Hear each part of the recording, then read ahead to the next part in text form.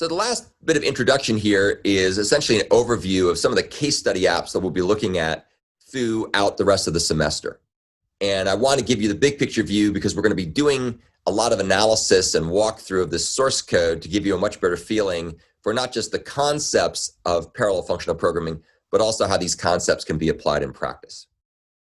As always, all these apps are available in open source form from my live lessons GitHub repository, so please feel free to go there and clone that if you haven't already and use it for whatever purpose you see beneficial for your needs. So one example that we talked about is the ThreadJoinTest case study, which we were showing when we were talking about how to use functional programming features in conjunction with very low-level Java threads. And that was applied to search the complete works of Shakespeare to look for lists of phrases that you would find in Shakespeare. And so this is kind of a starting point. We already talked about this. It's really a baseline to compare and contrast with the other more advanced parallel functional programming frameworks we're going to be looking at now. We also, as you recall, took a look at the simple search stream case study that really focused on how to apply Java sequential streams to find words in the lyrics of a song. And of course, this was kind of customized for the Do Re Mi song from the classic movie The Sound of Music, but you could easily plug in a different set of lyrics and a different set of words and do the same type of thing in a more generalizable way.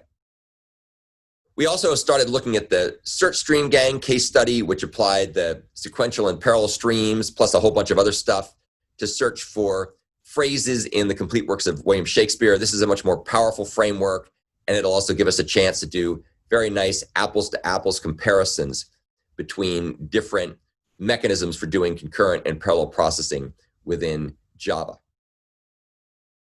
And then we'll also take a look when we get to our example of the completable futures framework, a really cool example called the ImageCounter case study, which is actually a little bit like the web crawler that you're doing for the programming assignments, where we're going to be, in this case, applying completable futures to recursively traverse through nested hierarchies of web pages or files in a recursive folder structure, and then count the number of images that appear in parallel by using asynchronous reactive programming.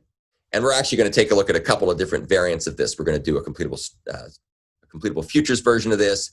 We'll also be taking a look at versions that use various reactive streams models from RxJava and/or Project Reactor. So this is a really cool example of how to do traversal using the completable futures framework. And I think that'll be very helpful because one of the upcoming assignments will have you implement this traversal model using the web crawler programming assignment with capabilities very similar to what we're going to cover in class. There's also another example we're going to look at, which will give us a chance to compare and contrast a bunch of different approaches. We'll compare parallel streams, we'll compare completable futures, we'll compare reactive streams, and this is called ImageStreamGang.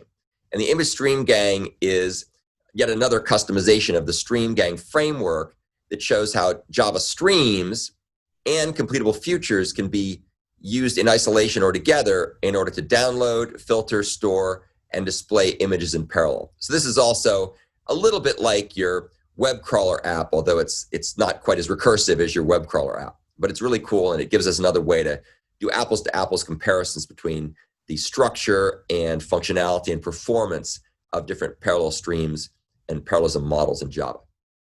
So again, just a quick recap of some things we've covered and what we're going to be covering so you get a more comprehensive bird's eye view of what we'll be doing and what we've done.